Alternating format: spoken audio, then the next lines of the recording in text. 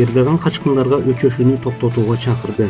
Түрк президенти Режеп Тайип Эрдоган 17-18 декабрда Женевада өткөн форумда дүйнөлүк коомчулукту качкындарга өчөшүү менен мамиле жасоодон арылууга чакырды.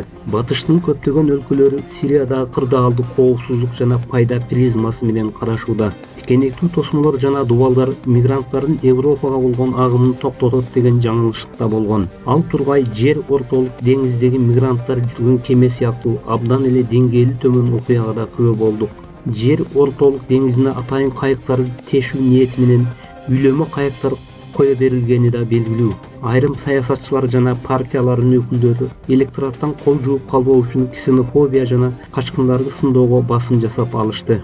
Сириядагы Диаш террорчуларына каршы күрөшүүгө жамынып, этникалык тазалоо саясатын жүргүзгөн жана Түркиянын чек арасына жакын жайгашкан калктуу конуштарга чабуул жасаган башка террордук уюмдардын согушкерлерин колдоо көрсөтүштү.